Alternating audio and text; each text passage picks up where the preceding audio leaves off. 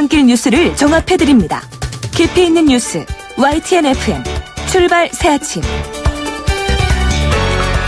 신일의 출발 새아침 3부 순서 시작합니다. 오늘은 약한 미세먼지를 주의하셔야 할 것 같은데요. 그런데 지금 중국은 미세먼지 농도가 오히려 현저히 낮아졌다고 합니다. 바로 트럼프 미국 대통령의 방중 때문인데요. 중국 정부가 석탄 난방을 비롯해서 스모그를 발생시킬 수 있는 활동을 전면 금지시켰기 때문입니다. 아마도 중국 역시 트럼프 대통령을 맞이하기 위한 준비를 분주할 것 같은데 손님 맞이를 위해서 스모그까지 조절하는 중국, 이것을 긍정적으로 볼 수도 있겠지만 서구나 일본 그리고 우리나라 같은 데서는 이런 조치를 상상할 수 없다는 차원에서 보면 반드시 긍정적이라고 볼 수만은 없겠죠. 신유의 출발 새 아침 3부 순서, 먼저 광고부터 듣겠습니다.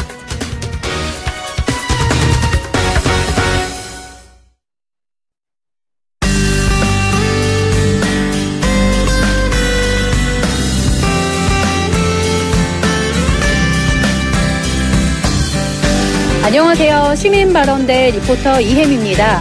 직위를 이용한 직장 상사의 성범죄가 4년 새 2배 이상 증가했는데요. 이에 대한 시민들 의견 들어봤습니다. 계급 사회다 보니까 그 아래에 있는 사람들도 어쩔 수 없이 이거를 그냥 받아들일 수밖에 없는, 그게 요즘 현실이고 그게 약간 가장 큰 문제점이라고 생각합니다. 교육을 좀 많이 했으면 좋겠어요. 이런 일들이 이렇게 많이 일어나고 있으니까 이러한 교육들을 그 사람들에게 수시로 하면서, 그 사람들이 하는 이유가 가볍게 그런 접촉이라고 생각을 하는데 상대방 입장에서는 성희롱 또 불쾌함을 느낄 수 있으니까 약간 그런 교육을 좀 많이 했었으면 좋겠어요.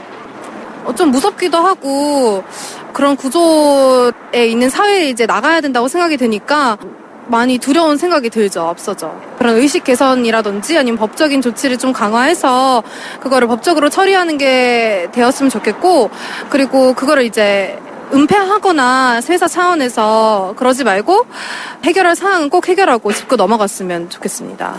옛날에도 아마 이런 것들이 많이 있었을 텐데 그 당한 사람들의 입장에서는 창피해서나 아니면 사회적 그런 것 때문에 밝히지 못해서 숨기고 한 게 많았고, 이제 요새는 많이 그게 개방되고 많이 퍼져서 이게 요새만 있다는 게 아니라 예전에도 있던 게 이제 밝혀진 거라고는 생각해요. 명확한 기준을 알지 못하는 사람이 더 많아서 범죄율이 높아지는 게 아닌가 그렇게 생각합니다. 그거에 대한 명확한 기준을 지속적으로 어떤 회사나 조직에서 사례를 많이 보여주면서 이런 기준은 성추행이다, 성희롱이다, 요거를 정확히 마련해주면 뭐가 뭔지 몰라서 했던 사람도 많이 구제할 수 있지 않을까 생각이 듭니다. 저희 학교에서도 이제 그런 일들이 몇 번 있었는데 예전에 비해서는 많이 개선된 것 같아요. 그런 문제가, 이슈가 생기면 그걸 해결하려고 하고 상황이 변하긴 했지만 아직도 문제가 해결되지 않고 이래서 대자보도 많이 붙고 그러는 것 같더라고요. 그래서 이게 비단 회사에서만 문제가 되는 게 아니라 학교에서도 문제가 많이 되고 있기 때문에 사회 전반적으로 다들 인식하고 문제점을 해결하려고 해야 될 것 같습니다.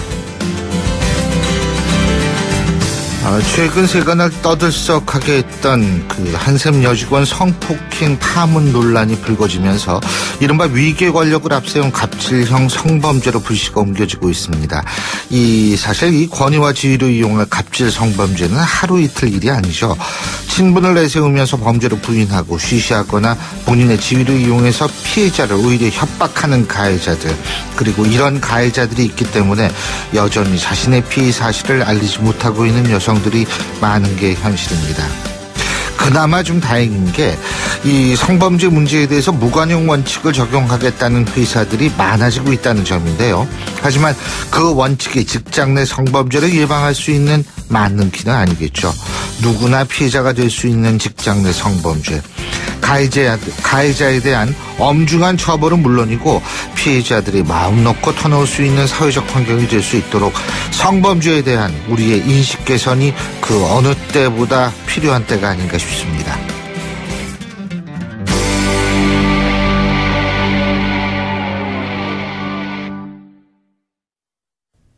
YTN 라디오 신율의 출발 새아침.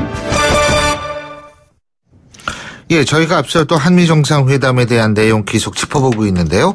자, 계속해서 저희가 이 경제 문제, 코리아 패싱 이런 문제에 대한 전문가의 입장을 이번엔 들어보겠습니다. 국립외교원 신범철 교수 전화 연결하겠습니다. 교수님 안녕하십니까? 예, 안녕하십니까? 예. 지금 트럼프 대통령이 왜 그런 얘기 했잖아요. 방한 전에. 깜짝 놀라게 될 것이다. 이런 얘기를 했는데, 지금까지 봐서는 그렇게 깜짝 놀란 게 있었다고 보십니까? 사실 그 이야기 했을 때는 DMZ를 방문하거나 이렇게 특별한 이벤트를 예정이 없던 것을 하지 않을까 그렇게 생각했는데요. 아직까지는 그러한 특별한 행사라든가 트럼프 대통령의 돌출적인 발언 그런 것은 없어서 깜짝 놀랄 만한 일은 없었다고 생각합니다. 예. 아니, 지금 전해진 속보에 의하면 DMZ든 어디든 하여간 트럼프 대통령이 움직였다. 그래서 DMZ로 가는 것 아닌가라는 그런 추측이 지금 나오고 있는 것 같은데 갈 거라고 보세요? 지금 제가 그 정보는 접하지 못했는데. 정보가 아니고 지금 뉴스 속보로 갈 듯하고 나온 거예요. 예. 일정상으로는 11시에 우리 국회 연설이 있습니다. 예. 원래는 그 전에 미국 주한 대사관요, 미국. 예. 그 직원들을 격려하는 행사를 갖기로 했는데, 만약에 정말 트럼프 대통령이 깜짝 놀랄 행사를 한다면, 그것을 대체해서 DMZ 방문할 가능성은 아직 살아있다, 그렇게 생각합니다. 예. 자, 거기 가면은 어떤 의미가 있을까요? 거기 가면은 이제 그러니까 동맹국인 미국 대통령으로서 한국 방어에 대한 그 안보 공약을 다시 한번 확인하고, 북한에 대해서는 도발하지 말라는 경고를 이렇게 강하게 하는 그런 정책적 의미를 지닌다고 볼 수가 있겠습니다. 예, 그렇군요. 자, 그리고요, 이제 어제 있었던 한미 정상 간의 회담 한 45분 걸렸다 그러죠. 자, 전체적으로 전문가로서 어떻게 평가하십니까? 저는 전반적으로 아주 무난하고 성공적이었던 회담이다. 그리고 양국 정상 간의 우위를 다지는 그런 자리가 마련됐다 생각합니다. 전반적으로 우리가 지금 한미동맹 현안이라고 할 수 있는 북핵 문제, 그리고 우리의 억제력 강화, 그리고 경제 문제에 있어서 지속적인 논의가 있었던 부분도 있었지만 일부 진전이 된 부분이 있습니다. 예. 핵 문제와 관련해서 사실 트럼프 대통령은 군사력 사용이나 이런 부분을 강조해서 긴장이 조성되기도 했는데 압박을 강화한다는데 양국 정상이 이렇게 의견을 모았고요. 그럼에도 불구하고 대화 가능성은 살려두는 그런 부분에 있어서 트럼프 대통령이 상당히 발언을 자제하는 모습도 보였습니다. 예. 한국의 억제력 강화와 관련해서는 미사일 탄도 중량을 이제 최종적으로 해제했다 이렇게 하면서 우리가 보다 강력한 미사일을 가질 수 있는 기반이 마련됐고요. 예. 그리고 또한 지역 협력이나 이런 부분에 있어서 코리아 패싱 우려가 많이 제기됐었는데 트럼프 대통령이 그런 건 아니다, 그런 일이 없다, 스키핑 코리아라고 얘기했는데 사실 코리아 패싱이 말 자체도 이게 조금 콩글리시 우리나라 영어인 측면이 있었는데 그런 것이 없다, 이런 것을 확인한 부분도 의미가 있었다고 생각하고요. 가장 우리가 걱정했던 것은 그 FTA 개정이나 통상 문제 이런 부분에 있어서 트럼프 대통령이 아주 강한 어조로 이야기할 거라고 생각했는데 그 부분에 있어서 약간 수위를 조절하고 아마도 그것은 FTA 개정 협상이 곧 있을 예정이 되어 있기 때문에 그런 측면도 있고, 다른 한편에서는 무기 구매 이야기를 트럼프 대통령이 상당히 강조했는데 또 그 부분은 이렇게 적정 절차가 있기 때문에 시간을 두고 풀어나가면 되는 문제라고 생각합니다. 그러한 의미에서 전반적으로 성공적이었다, 저는 그렇게 생각합니다. 예. 근데요, 오늘 이제 잠시 후면은 국회에서 연설을 하지 않습니까? 그렇죠? 예, 국회 연설에서 지금 교수님께서 말씀하신 한미 FTA 문제라든지 통상 문제라든지 혹은 북핵 문제에서의 어떤 보다 강경한 입장, 이러한 것들이 나올 가능성은 어느 정도라고 보십니까? 어제 문재인 대통령과의 정상회담보다는 사실 오늘 국회 연설에서 그러한 부분을 더 강조할 거라고 생각합니다. 사실 이건 트럼프 대통령만의 그 일이 아니었고요. 예전에 24년 전에 클린턴 대통령의 연설이나 25년 전에 부시 대통령의 연설을 돌이켜봐도 한편에서는 한 번 더 안보 공약을 상당히 강하게 이야기했지만 다른 한편으로는 통상 문제를 더 크게 이야기했습니다. 결국 미국 대통령이 한국에 왔을 때 한국에 줄 수 있는 선물은 안보 공약이라면은 어떻게 보면 한국으로부터 받아낼 수 있는 거, 그러니까 미국 대통령의 미국 국내 정치적 측면에서는 통상 문제, 무역 문제가 항상 제기돼 왔습니다. 계속적으로 한국과의 그 무역 거래에 있어서 미국이 적자를 보고 있기 때문에 그런 건데요.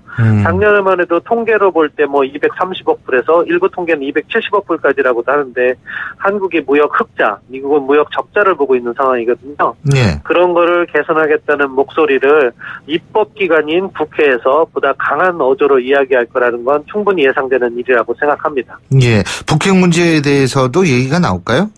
예, 그 부분은 북한의 위협이 고조돼서 우리가 철저한 대비가 필요하다. 그래서 트럼프 대통령이 강조하고 있는 대북 압박 정책을 이야기할 것 같고요. 다만 이제 군사적 옵션이나 이런 부분은 한국 국민들이 우려하는 측면이 있기 때문에 트럼프 대통령이 미국 국내에서나 일본에 가서 이야기했던 것보다는 조금 수위를 조절하지 않을까. 그런 기대는 해봅니다. 예. 자, 지금요, 제가 일단 중국 가지 않습니까? 트럼프 대통령이. 예, 중국에선 그렇다면 북핵 문제에 대한 어떤 입장을 표명할까요? 우리가 추론해 본다면. 예, 그러니까 지금 사실 어떻게 보면 일본과 한국 방문은 중국을 가기 위한 전초전이라고 보시면 될 것 같아요. 예. 그래서 북핵 문제에 관한 동맹국의 의견을 조율한 다음에 중국에 가서 본격적으로 카드를 내밀겠죠. 북한 핵 문제, 북핵 위협이 이렇게 고조되고 있는데 중국의 적극적인 참여, 적극적인 역할이 중요하다. 그래서 안보리 제재 결의를 이행하고 북한에 대해서 보다 강력한 압박을 함으로써 북한을 대화로 불러오는 것이 중국의 역할이다. 만약 중국이 이러한 역할을 하지 않는다면은 미국이 사용할 수 있는 모든 옵션을 다 사용해서 중국에 대한 2차 제재라든가 슈퍼 301조 발동 그런 부분까지 나갈 수 있다는 트럼프 대통령의 그 기존 전략을 이제 설명할 거라고 생각합니다. 그렇군요.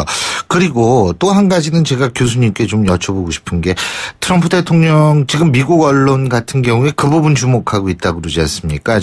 우리나라 와서 그 북한도 협상 테이블로 나오는 것이 좋다라는 식으로 얘기한 거예요.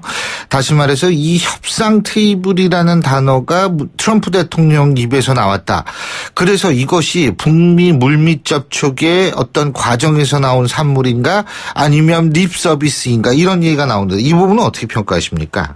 단순한 립 서비스로 보기에는 어제 트럼프 대통령의 말이 약간 함의를 지니고 있다고 봅니다. 함의가요? 그러니까 뭐냐면은 트럼프 대통령이 어제 기자회견 도중에 질문에 대한 답이었는데 그러니까 말씀하신 것처럼 북한이 대화에 나와서 come to the table이라고 했고 make a deal, 거래를 해야 된다 이런 얘기를 했어요.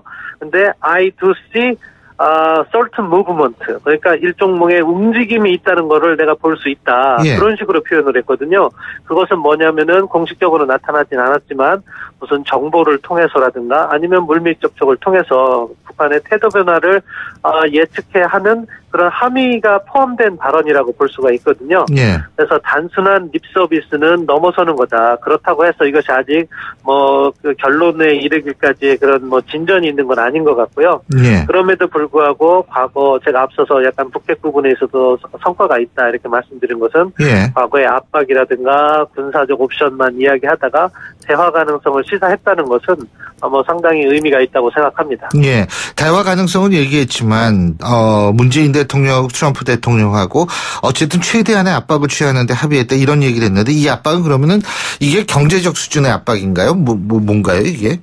그 압박은 사실 트럼프 대통령 입장에선 미국에 가진 모든 능력을 활용하겠다는 겁니다. 그것은 무엇이냐? 경제적 압박이 되는 것이고 경제적 압박이 되는 것이고 필요에 따라서 북한이 도발을 강화한다면은 군사적 옵션 사용 가능성을 흘리는 것도 군사적 압박이 되는 거죠. 그런 측면인데요. 우리 입장에서는 군사적 압박 같은 거는 공개적으로 얘기할 때 한반도에 불필요한 긴장이 조성될 수 있기 때문에 그런 이야기를 하지 않는 것이고요. 또 그리고 어제 이야기로 돌아가 보면은 우리가 미국 측에게 그러니까 문재인 대통령께서 트럼프 대통령에게 준 것은 압박에 철저히 공조해 나가는 것이고요. 트럼프 대통령이 문재인 대통령에게 준 것은 군사적 긴장을 조성할 수 있는 군사적 옵션 부분의 이야기를 줄이고 대화 가능성을 시사했다는 것. 그러니까 결국에 외교는 극단적으로 볼 땐 기브 앤 테이크, 주고받는 것이 있는데 그런 식으로 의견을 조율해 나간 것이 이번에 성과가 아닐까 생각합니다. 예. 그리고 이 방위비 관련해서 이 부분은 어떻게 될 거라고 보십니까? 그 부분은 분담이요. 예, 미국 측에서는 더 많은 분담을 요구하겠죠. 그런데 우리는 어제 대통령께서 이야기한 것처럼 합리적 분담 이런 부분으로 이렇게 이야기를 하고 있고 그런 쪽으로 가야 된다고 생각합니다. 트럼프 대통령 입장에서는 아메리카 퍼스트라고 해서 미국의 이익을 가장 중요시하겠다 이렇게 얘기를 해왔던 것이기 때문에 동맹국의 방위비 분담은 계속해서 강조할 겁니다. 그렇지만 우리도 뭐 그런 부분에서 일정한 기여는 확대해 나갈 필요성은 있다고 생각해요. 왜냐하면 미국이 확장 억제를 제공한다고 하면서 전략 자산의 순환 배치라든가 이런 보다 비용이 많이 드는 접근을 할 수밖에 없는 상황이고 그런 것들은 우리가 합리적으로 고려해가면서 증액을 할 필요가 있다는 거죠. 그래서 저는 합리적 증액이라는 이야기를 우리 문재인 대통령께서 하셨다고 생각하는데요. 그럼에도 불구하고 또 과도한 증액 같은 것은 이렇게 바람직하지 않은 측면이 있기 때문에 결국 우리가 요구하는 미국의 증강된 방위 역량 거기에 부합하는 뭐 방위비 분담 이런 것을 좀 잘 이렇게 계산해 가면서 추진해 나가야 되지 않을까 생각합니다. 어제 트럼프 대통령이 이런 얘기했죠. 평택 미군기지 이게 한국 안보를 위한 것이지 미국을 위한 것이 아니다. 이런 얘기를 했지 않습니까? 기자회견에서. 그 부분은 어떻게 보세요? 그 맥락은 저는 그렇다고 봅니다. 우리 측에서 그 질문 자체가 그 평택 기지가 한국 돈으로 지어졌고 뭐 그 부분을 지나치게 강조하니까 미국 측에서는 우리도 이렇게 돈을 많이 사용하고 있다. 그런 부분은 한국을 위한 거다. 이렇게 하는 그런 맥락이라고 생각하는 하는 것이 더 좋다고 생각합니다. 알겠습니다. 자, 끝으로 이 백승주 의원하고 저희가 인터뷰를 했는데 백승주 의원은 이런 얘기를 했거든요. 이번에 공동 합의문은 채택이 안 되고 공동 보도문 정도가 나올 것 같다. 이런 얘기를 했거든요. 자, 공동 합의문 안 나올 것 같다. 만일 안 나오면 이게 어떤 의미일까요? 그거는 뭐 사전에 그 외교 당국 간의 의견을 조율하는 거거든요. 지난 6월에는 공동 성명이 나왔습니다. 왜냐하면은 신정부 들어서 주요 정책 방향, 앞서 말씀드린 북핵 문제라든가 동맹 문제라든가 지역 협력 문제라든가 경제 문제에 있어서의 기본 방향을 이야기하고 밝히기 위해서 공동 성명이 나왔던 거고요. 그러한 논의가 계속 진행되기 때문에 이번에는 공동 성명은 내지 않기로 사전에 조율이 돼 있었습니다. 그리고 언론 인터뷰를 통해서 그 밖에 현안에 대한 질의응답을 가졌던 거고요. 뭐 한 내년이라든가 후년 뭐 특정한 기간이 어느 정도 지난 다음에 또다시 공동 성명이 나올 가능성은 있는데요. 일단 공동 성명이 나오고 안 나오고에 따라서 정상회담의 성패를 좌우하는 건 아니고 그냥 사전 조율의 중요성 뭐 그런 부분을 더 우리가 봐야 되지 않을까 생각합니다. 예, 잘 알겠습니다. 오늘 말씀 고맙습니다. 예, 감사합니다. 예, 지금까지 국립외교원의 신범철 교수였고요. 신율의 출발 새 아침 3부 순서 여기서 줄입니다. 잠시 뒤 4부에서 뵙겠습니다. 날카로운 분석, 내일을 보는 시선, 신율의 출발 새 아침. 신율의 출발 새 아침 4부 순서 먼저 광고부터 듣겠습니다. 예, 8시 35분 04초 지나고 있습니다. 수요일 아침이죠. 한 주의 딱 중간인데요. 자, 오늘 아침 안개도 끼고 이 미세먼지 때문에 좀 뿌연 곳이 많을 것 같은데 교통 상황 어떤지 알아볼까요? 김정은 캐스터?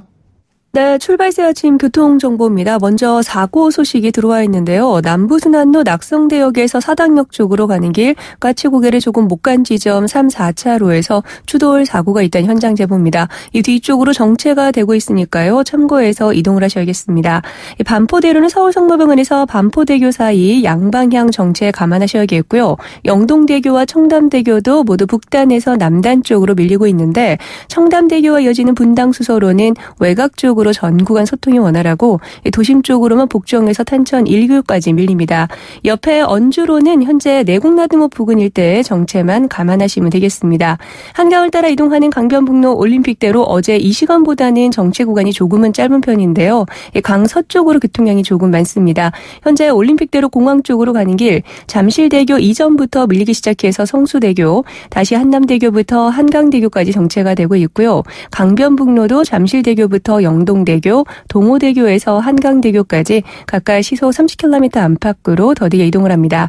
강 동쪽으로는 올림픽대로가 행주대교에서 가양대교, 다시 한강대교 부근 일대로 밀리고 있는데요. 이 구간 지나는데 대략 30분 정도 소요가 되고 있고요. 강변북로 역시 비슷한 구간에서 밀리고 있는데 대략 25분 정도 소요가 되고 있습니다. 출발 새 아침 교통정보였습니다. YTN 라디오 신율의 출발 새 아침.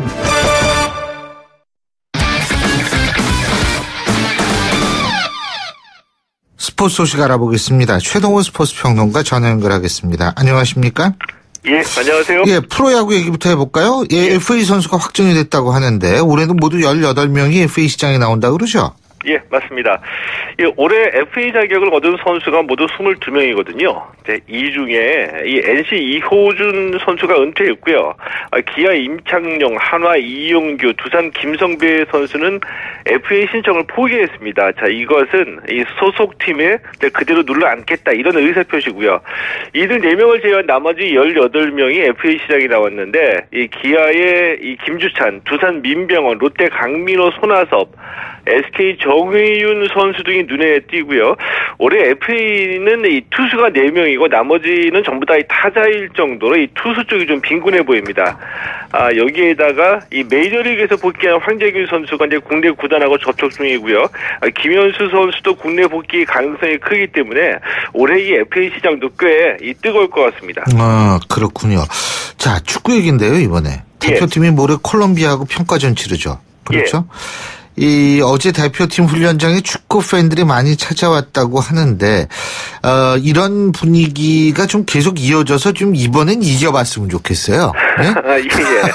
이런 분위기가 이어져서 그래서 이기는 게 좀 중요하겠죠. 예. 그러니까 이 대표팀이 워낙에 최근에 팬들의 질타를 많이 받다 보니까 이 선수들도 이 심리적으로 많이 위축이 돼 있는 겁니다. 그래서 걱정이 많았다고 합니다. 이 훈련할 때 예전과 다르게 팬들이 찾아오지 않아서 분위기가 썰렁하지 않을까 이 걱정을 많이 했던 것 같은데, 근데 어제 의외로 이 대표팀이 훈련할 때 300여 명의 축구 팬들이 몰려와서 이 선수들이 힘을 많이 받았습니다. 최근에 여러 논란이 있었기 때문에 선수들도 이 팬들의 응원과 격려가 줄어들지 않을까, 분위기가 썰렁하지 않을까 걱정을 많이 했던 것 같은데요. 구자철 선수는 생각보다 많은 분들이 훈련장을 찾아주셔서 다행이다 이렇게 얘기를 하기도 했습니다. 이 팬들의 응원에 대한 보답을 모레 콜롬비아전에서 선수들이 확실히 좀 해줬으면 좋겠고요. 이 손흥민 선수가 이 중앙 공격수로 기용이 된다라고 해서 이제 이슈가 되고 있는데, 이 콜롬비아전에서는 손흥민 선수의 활약 여부, 그리고 신태용 축구의 색깔, 조직력을 어느 정도 보여주느냐가 이제 가장 중요하다 이렇게 볼 수 있습니다. 그 콜롬비아도 어제 훈련했다고 그러는데, 근데 재밌는 건 선수들이 다 따로따로 알아서 입국했다며요. 예, 그렇습니다. 아주 특이해요, 이것도. 예. 그러니까 사이가 안 좋아서 서로 따로따로 들어온 건 아니고요. 예. 이 선수들이 워낙이 남미부터 시작해서 유럽, 아시아까지 전 세계에서 뛰다 보니까 이 도저히 이 대표팀으로 한 비행기를 타고 오기가 힘들었던 겁니다. 그래서 이제 각자 알아서 따로따로 들어왔거든요. 오늘에야 전원이 다 모인다고 합니다. 이 콜롬비아가 FIFA 랭킹 13위입니다. 우리보다 상당히 이 남미 예선 이 4위로 러시아 월드컵 본선에 올랐고요. 2014년 이 브라질 월드컵에서는 이 8강에 올랐던 강팀입니다. 예. 손흥민 선수의 팀 동료이죠. 이 다빈스 산체스 선수가 포함되어 있고요. 또 이 레알 마드리드 소속인데 현재는 이 바이에른 뮌헨에서 임대 선수로 뛰고 있는 히메스 로드리게스 선수 등이 이제 포함되어 있는 그런 팀입니다.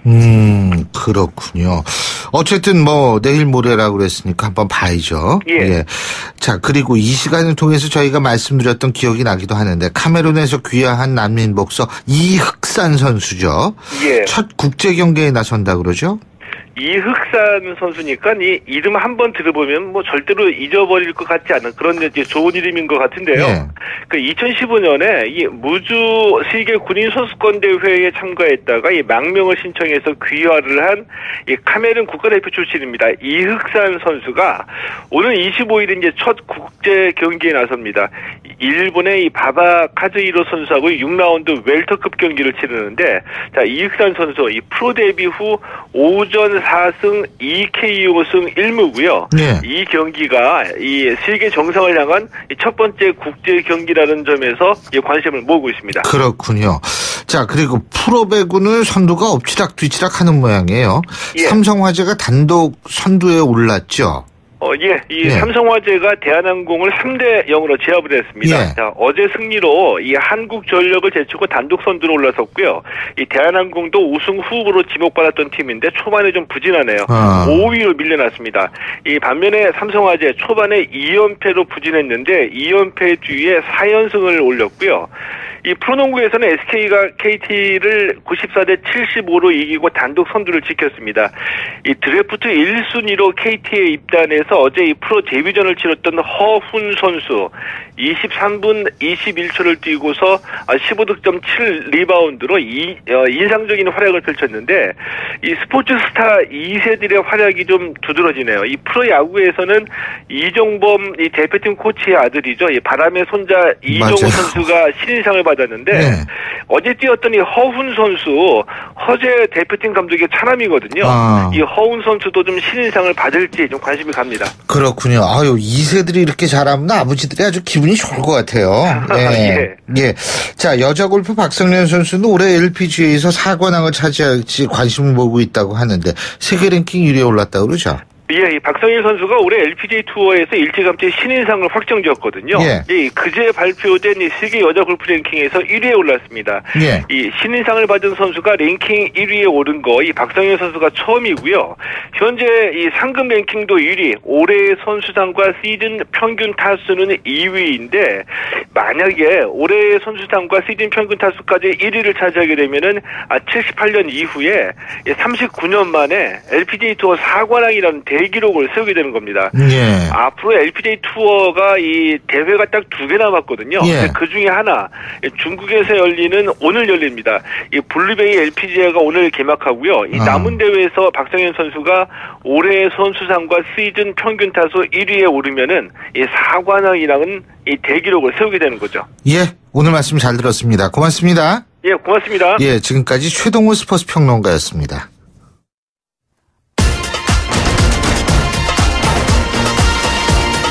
여러분이 지금 듣고 계신 주파수는 FM 94.5MHz입니다.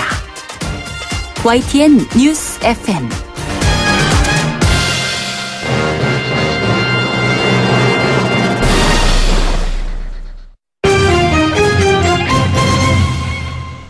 경제 뉴스 알아보는 순서죠. 오늘도 한국경제신문 정린설 기자 전화 연결하겠습니다. 안녕하십니까? 안녕하세요. 예, 우리나라하고 미국의 자유무역협정, 이 FTA 개정 협상이요. 이걸 어제 그 한미 정상회담 직후 보니까 신속하게 진행하기로 했다, 이런 얘기가 있었죠. 네, 그렇습니다. 한미 간 공주, 한미 동맹의 굳건함을 어제 먼저 확인했다, 이런 평가가 많은데, 네. 오늘 새벽 전해진 소식을 보면 미국에서 오토원비업으로 불리는 대북금융제재법이 미국 상원 은행위를 통과했다라고 하고요. 북한의 국제금융망 접근을 전면 차단하는 내용이죠. 그리고 트럼프 대통령이 지금 DMZ를 방문한 것으로 보이고요. 이런 대북 압박. 아직 확인이 안 됐지만 이제 그런 보도가 나오고 있습니다. 청와대에서 이미 백브리핑을 시작한 것 같고요. 바로 보도가 될 것 같습니다. 대북 압박 공조가 계속 잘 되고 있는데, 한국과 미국 간에 좀 약간 이해관계가 있는 게 이제 경제 부문인데, 그래서 안경을 바꿨다, 저는 이렇게 얘기하고 싶은데요. 한국은 안보를 얻었고 미국은 경제 실리를 챙겼다, 이렇게 볼 수 있을 것 같습니다. 트럼프 대통령 표정을 보면 상당히 만족스러운 표정이죠. 우선 일본에서보다 훨씬 더 표정이 좋았던 것 같은데, 가장 컸던 게 그거죠. 한국이 미국산 무기를 수십억 달러를 구매할 거고, 그래서 우리는 미국에 일자리를 만들어 왔다, 이렇게 얘기를 했습니다. 그래서 한국 코리아 패싱, 스키핑도 없다라고 하면서 한미동맹이 그 어느 때보다 깊고 확고하다, 이렇게 트럼프 대통령이 얘기를 했고요. 여기 문재인 대통령이 그에 대해서 한미 FTA 협상 신속하게 추진하기로 했다라고 화답을 했고요. 미국산 무기가 어떤 거냐? 핵잠수함 초진 잠수함 그리고 첨단 정찰기 도입을 신속하게 추진하도록 하겠다라고 했고요. 미사일 탄도 중량 제한을 완전히 해제하겠습니다. 예, 오늘 국회 연설 이제 잠시 후 10시부터 하는데 무슨 얘기가 나올지 한번 지켜보고요. 네. 이 중동의 정치적 혼란 때문에 국제 유가가 더 오르고 있다고 그러죠?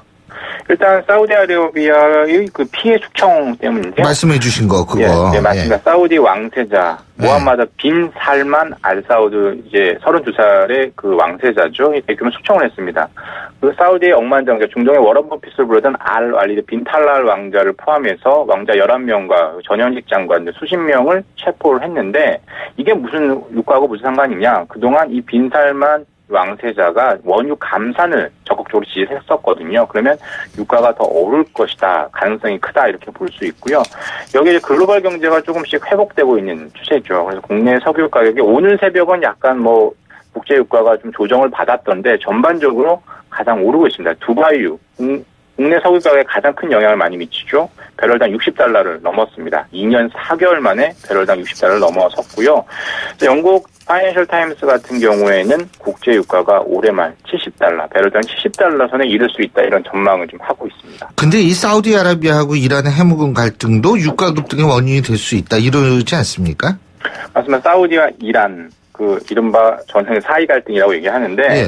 이 사이가 상당히 안 좋습니다. 사우디와 이란에. 예. 이란 왜냐하면 뭐 다 아시겠지만 이슬람의 그 다수파죠. 수니파. 큰형격이 예. 사우디고 시아파의 맹주가 이란인데 뿌리 깊은 앙숙이죠. 예. 이 사이 갈등이 최근에 중동에서 일어난 세 가지 사건과 연관이 있다는 겁니다. 일단 사우디 피해 숙청 방금 말씀드린 부분이 있고 그 사우디를 방문했던 사드 하리리 레바논 총리가 바로 갔다 와서 전격 사퇴를 선언했고요. 몇 시간 뒤에는 예멘 반군이 사우디 수도 리야드를 향해 쐈던 그 미사일이 격추가 됐습니다. 이게 다 지난 3일, 4일, 그 사이에 일어난 일들이거든요.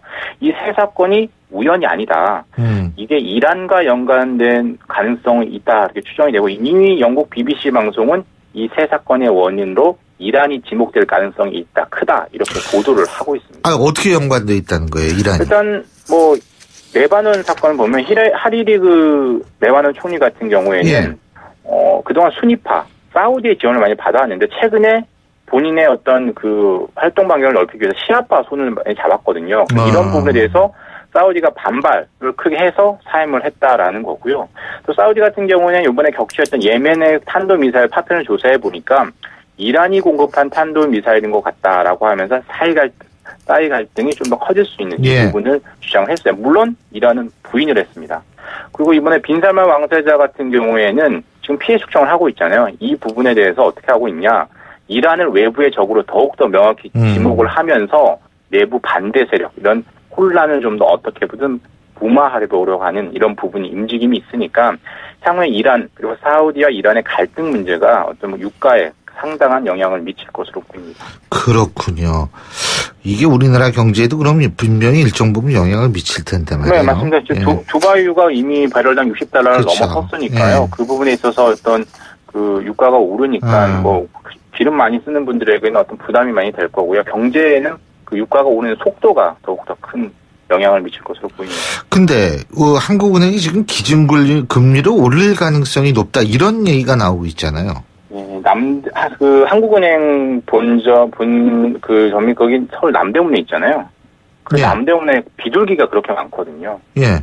이 비둘기라는 게 통화 정책에서 보면 금융 완화, 금리 인상을 그다지 빨리 하려고 하지 않습니다. 그동안 그래서 한여는 비둘기파가 정말 많았어요. 비둘기파가 득세했었는데 최근에 이제 매파가 늘었다는 거죠. 매파라는 거는 이제 그 금리 인상을 빨리 해서 물가 안정을 시키겠다는 그런 게 보통 매파라고 하는데 이 매파가 과반을 넘었다라는 거죠. 이게 무슨 얘기냐? 지난달에 열렸던 금융통화위원회 의사록이 어제 공개됐는데 그동안 소수 의견이 한 명도 없습니다. 만장일치로 금리 동결을 해왔는데 이번에 금통위원 3명이 금리 인상 필요성에 공감을 했다는 겁니다. 뭐 이일영 의원 같은 경우는 소수 의견을 냈고 금리 인상이 필요하다라고 얘기했고 다른 의원 2명도 대체적으로 금리 인상에 동의를 했고요. 이제 6명 중에 3명이 금리 필요성 인상에 공감하고 나머지 1명 캐스팅 보트를 진 사람이 이주열 한은 총재인데 그 7명이 금통위원이거든요. 보통 매파로 분류됩니다. 그래서 오는 11월 30일에 열리는 금통위에서는 기준금리를 올릴 인상할 가능성이 더욱더 높아졌다라는 게 시장의 평가인 거죠. 그렇군요. 옛날에는 말이에요. 전매청이라고 불리는 데가 있었어요. 예? 이쪽 얘기만 나오시면 뭐 역사, 전통, 문화, 뭐 과학. 너무 그러지 마세요. 모든 얘기 나오시죠. 네. 근데 요새는 이게 한국담배인사공사 KTNG로 이제 바뀌었는데. 그렇죠. KTNG도 관련형 전자담배를 내놨다고 그러네요. 뭐 이른바 전자담배 삼국지 시대가 시작됐다 이렇게 얘기를 하던데요. 뭐 누가 지금 애용하시는 필름몰에서 I.점이 있고 BAT의 글.점이 있고 이제 KTNG가 또 비슷한 리디라는 상품을 이제 내겠다라는 건데 20일에 공식 판매를 한다라고 합니다. 뭐 이게 기존의 그 두 개의 그 관련형 전자담배에 비해서 일단 가격이 좀 더 싸다라고 하고요. 그리고 지금 뭐 가장 많이 애용하는 I.점 같은 경우에는 한 번 충전해서 한 번 쓰잖아요. 그렇죠. 부지런은 해야 되는데 이번 나오는 이 KTNG 제품 같은 경우는 한 번 충전해서 20개 이상의 그 스틱을 사용할 수 있다라고 합니다. 글 X도 그렇긴 그래요. 맞습니다. 그리고 말씀하신 글.점과 이 KTNG 내는 제품은 또 일체형이에요. I.점은 뭐 분리형이라고 하잖아요. 분리형이죠. 충전해서 다시 피게 돼 있는데 그런 부분이 시장에 어떤 영향을 미칠지. 그리고 이번에 또 하나의 변수가 관련형 전자담배의 그 세금이 일반 담배의 40% 됐던 걸 90% 수준으로 올리기로 했잖아요. 개별 소비세만 하나요. 이게 결국에 지금은 4,300원인데 이게 뭐 4,500원인 일반 담배보다 높아질 수 있는 가격 역전이 일어날 수 있는데 KTNG는 항상 시장의 지배적 사업자죠. 가격을 유지하겠다라고 4,300원 상당 기간 유지하겠다라고 지금 얘기를 하고 있거든요. 이런 부분이 후발 사업자지만 관련형 전자담배에서 후발 사업자지만 이 관련형 전자담배 시장에서 어떻게 안착을 할지도 상당히 관심사가 될 것 같습니다. 자, 그리고 보험료 덜내는 실속형 실손보험 가입자들이 예상보다 적다 그러네요. 예?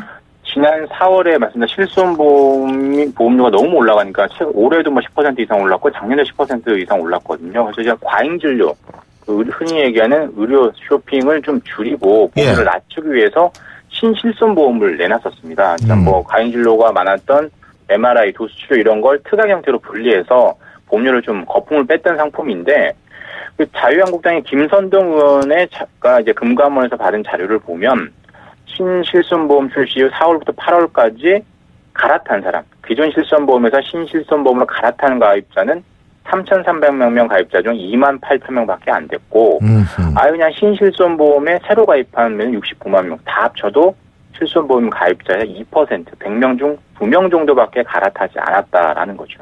이렇게 저조한 이유가 뭐예요?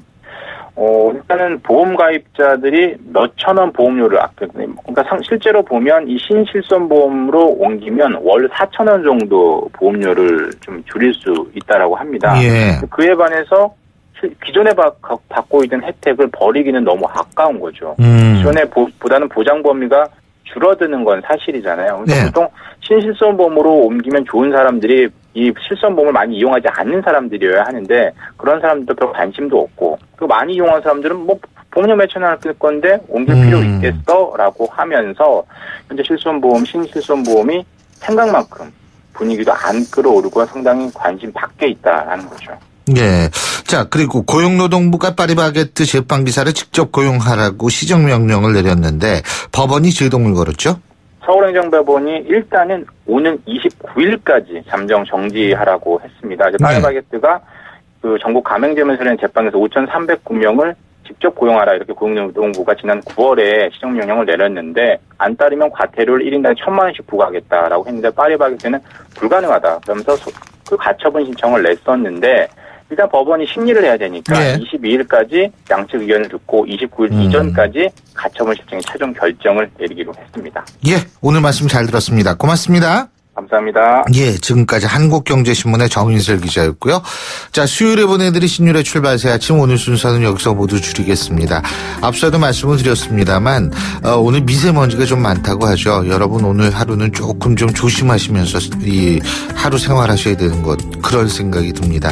전 내일 아침 7시 15분에 다시 오겠습니다. 신율이었습니다. 고맙습니다.